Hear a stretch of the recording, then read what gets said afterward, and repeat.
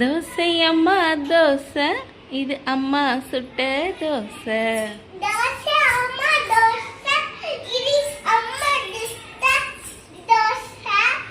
அரிசி மாவும் உளுந்து மாவும்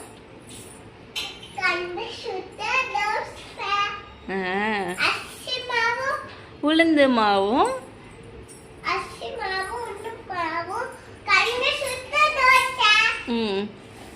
யார் யாருக்கெல்லாம் கொடுப்பீங்க மக்கள்?